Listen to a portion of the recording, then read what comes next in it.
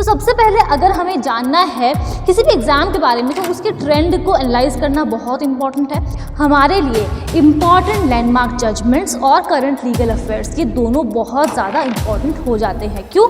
और साथ ही में अगर आप हमारे साथ जुड़ के तैयारी करना चाहते हैं तो ये हमारा रैंकर्स बैच। उसके बाद हम लोग बात कर रहे हैं कि आखिर पढ़ना क्यों है, वो मैं आपको ऑलरेडी बता चुकी हूँ। बट यस, यहाँ पर एक और बात है कि अगर हम कोई भी जजमेंट पढ़ते हैं, आप सब्सक्राइब ज़रूर से कर लीजिएगा इस पर्टिकुलर चैनल को, बिकॉज यहाँ पर आपकी रोज़ डेली क्लासेस होती हैं। क्लैट क्रैक करने के लिए मैंने ट्रेडिशनल लॉज तो पढ़ लिए, बट क्या मुझे current legal affairs, important judgments, इनको पढ़ने की भी ज़रूरत है? अगर आपके माइंड में ये क्वेश्चन है then this video is for you. Hello everyone, स्वागत है आप सभी का 24/7 के ऑफिशियल लॉ प्रिपरेशन प्लेटफॉर्म पर। मैं हूं आपकी लॉ में डिम्पल पारेख और आपसे आज एक बहुत इंपॉर्टेंट डिस्कशन करने आई हूं। बहुत सारे बच्चे हैं जो क्लैट की तैयारी कर रहे हैं, उनका एक ही क्वेश्चन होता है कि मैम जो जजमेंट्स आते हैं ना, जो पहले वाले जजमेंट्स थे, इंपॉर्टेंट लैंडमार्क जजमेंट्स, और जो अभी कोर्ट पास करती है, चाहे हाई कोर्ट हो, सुप्रीम कोर्ट हो, क्या हमें उनको पढ़ने की ज़रूरत है क्लैट क्रैक करने के लिए? तो आज हम इसी पॉइंट पर डिस्कशन करने वाले हैं कि जो हमारे रियल लाइफ केसेस हो रहे हैं, क्या उन पे क्वेश्चंस फ्रेम होते हैं या फिर नहीं होते हैं। तो बिल्कुल भी हम लोग अपना टाइम वेस्ट नहीं करते हैं, स्टार्ट करते हैं अपने सेशन के साथ। तो सबसे पहले अगर हमें जानना है किसी भी एग्जाम के बारे में तो उसके ट्रेंड को एनालाइज करना बहुत इंपॉर्टेंट है। मैंने क्लैट दिया था 2017 में। उस टाइम पर जो पेपर पैटर्न था वो बिल्कुल डिफरेंट था। टोटल हम लोगों को उस वक्त दिए जाते थे 200 क्वेश्चंस, ठीक है, और ये सब के सब MCQ बेस्ड हुआ करते थे। पैसेज बेस्ड पेपर उस टाइम पर नहीं आता था। तो जो लीगल रीजनिंग थी हमारी, उसमें हमें प्रिंसिपल फैक्ट बेस्ड क्वेश्चंस दिए जाते थे, जहां हमें प्रिंसिपल को फैक्ट पे अप्लाई करना है और फिर उसके बाद में अपना आंसर देना है। अब यहाँ पर पॉइंट ये था कि जितने भी ट्रेडिशनल लॉज थे हमारे, लॉ ऑफ क्राइम, कॉन्ट्रैक्ट, कॉन्स्टी हो गया, सब कुछ हमें बहुत सही ढंग से पढ़ करके जाना होता था। बिकॉज अगर कोई भी कॉन्सेप्ट समझ में नहीं आया है, कॉन्सेप्ट क्लियर नहीं हुआ है, कोई लीगल टर्म नहीं आता है, तो फिर आप प्रिंसिपल को कभी भी कॉम्प्रीहेंड नहीं कर पाओगे सही से। और अगर प्रिंसिपल को नहीं समझे तो उसको फैक्ट पे अप्लाई करके सही जवाब कभी भी नहीं दे पाओगे। एंड एज अ रिजल्ट हम लोग को बहुत ज़्यादा फोकस करना पड़ता था इन सभी छोटी छोटी बातों पर। बट अभी अगर आज हम लोग 2025 में बात करें तो क्लैट का जो पेपर पैटर्न है उसमें बहुत ज़्यादा चेंजेस हम लोग को देखने को मिले हैं। स्पेशली वो कि ये अब एक पैसेज बेस्ड क्वेश्चन हो गया है। इसका मतलब ये कि आपको पैसेज दिया जाएगा और उस पैसेज को पढ़ने के बाद आपको उसके बेसिस पे कुछ क्वेश्चंस दिए जाएंगे जो आपको आंसर करना है। इसका मतलब ये है कि आपकी कॉम्प्रीहेंशन स्किल्स बहुत अच्छी होनी चाहिए। आपको एनालाइज करना आना चाहिए क्रिटिकली भी कि आखिर ये पैसेज हमसे बोलना क्या चाह रहा है, बिकॉज आपका जो आंसर है वो आपके पैसेज में ही छुपा होगा। अब क्योंकि हम लोगों ने इतना बड़ा शिफ्ट देखा है जहाँ प्रिंसिपल फैक्ट बेस्ड क्वेश्चन से हम लोग सीधा पैसेज बेस्ड क्वेश्चंस पर आ गए, तो यहाँ पर एक और इम्पॉर्टेंट बात है और वो ये है कि यहाँ पे इस पर्टिकुलर पॉइंट पे हमारे लिए इम्पॉर्टेंट लैंडमार्क जजमेंट्स और करंट लीगल अफेयर्स ये दोनों बहुत ज़्यादा इंपॉर्टेंट हो जाते हैं। क्यों?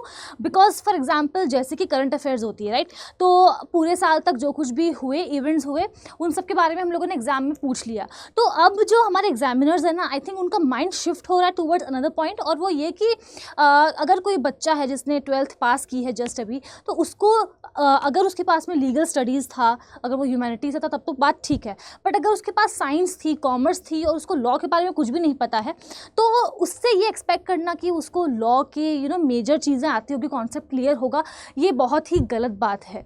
तो इसीलिए हम देख रहे हैं कि एक बहुत ही मेजर शिफ्ट हो रहा है कि प्रायर नॉलेज ऑफ लॉ की ज़रूरत ना हो, ठीक है। एक इंग्लिश की तरह एक पैसेज पूरा हम लोगों ने उसमें डाल दिया, बच्चा बस उसको कॉम्प्रीहेंड करेगा और वहाँ से देख करके अपने जो आंसर्स है उसको टिक करेगा। अगर आप क्लैट 2025 का पेपर उठा करके देखते हैं तो आप मेरी बातों को बिल्कुल सही ढंग से समझ पाएंगे कि मैं आखिर आपसे बोलना क्या चाह रही हूँ। तो पॉइंट यहाँ पर ये है कि क्योंकि हम लोगों ने ये मेजर शिफ्ट देखा है, तो येस, आप लोगों के लिए इंपॉर्टेंट लैंडमार्क जजमेंट्स काफ़ी ज़्यादा इंपॉर्टेंट है। जो हमारे रियल लाइफ केसेस हैं, जो सुप्रीम कोर्ट में कोई केस गया, फॉर एग्जांपल उन्होंने कुछ कहा, तो वो आपके लिए बहुत इंपॉर्टेंस रखता है। फॉर एग्जांपल अगर हम यहाँ पर बात करें कोलकाता में जो रेप केस हुआ था, राइट, तो यहाँ पर सुप्रीम कोर्ट ने सुओ मोटो कॉग्निजेंस लिया था। तो क्वेश्चन बन सकता है कि what is suo motu cognizance, और फिर उसके साथ ही में उसी केस में बाद में जाके हमने ये देखा कि जो हमारे प्राइम अक्यूज्ड थे उनको बाद में जाकर के कन्विक्ट ठहरा दिया गया, उनको कहा कि आपको मिल रही है लाइफ इम्प्रिजनमेंट। तो एक डिबेट उठी कि लाइफ इम्प्रिजनमेंट क्यों, डेथ सेंटेंस क्यों नहीं। तब हम लोगों ने रेफ़र किया बच्चन सिंह के केस को और कहा कि नहीं, उस केस में कोर्ट ने कहा था कि जो हमारी डेथ सेंटेंस है वो सिर्फ और सिर्फ rarest of the rare case में ही दे सकते हैं।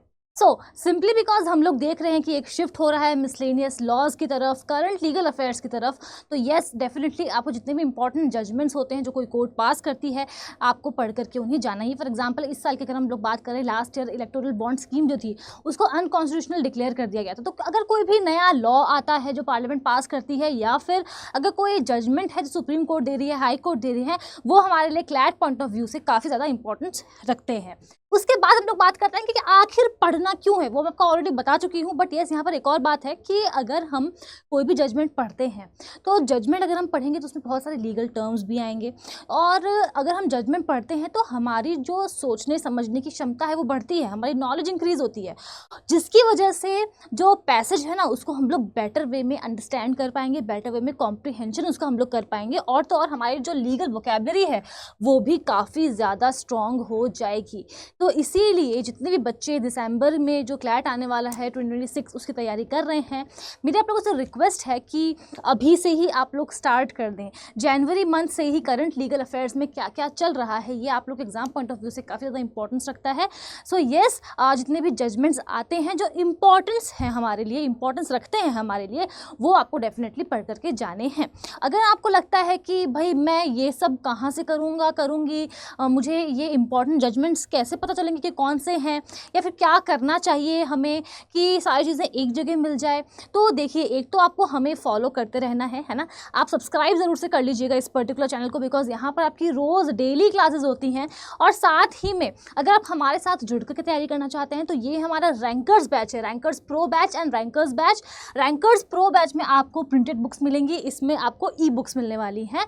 और अगर आप बहुत सारे 5 ईयर लॉ एंट्रेंस एग्जाम की तैयारी करो, फॉर एग्जाम्पल आपको MHCT भी देना है, आपको ALET भी देना है, तो आप हमारे लॉ महापैक में एनरोल कर सकते हो, ठीक है, जिससे कि जितने भी आने वाले बैचेस होंगे, क्रैश कोर्सेज होंगे, मॉक टेस्ट होंगे, वो सब के सब का एक्सेस आपको मिलेगा। तो हमारे साथ जुड़ने के लिए और क्लैट की जर्नी को एकदम शानदार बनाने के लिए आपको वेबसाइट पे जाना है और यूज़ करना है coupon code DIMPLE Dimple to avail maximum discount and also to get personal mentorship and guidance from me. अगर आपको क्लैट से रिलेटेड कोई भी दिक्कत है, परेशानी है, सवाल है कि क्या करूँ क्या ना करूँ, कहाँ से शुरुआत करूँ, तो मेरी मेल ID गिवन है, यहाँ आपको मुझे मेल ज़रूर से ड्रॉप करके बताना है। And yes, that is all about it. I hope आपने सेशन को लाइक ज़रूर से कर दिया है। मिलती हूँ मैं आपसे नेक्स्ट सेशन में।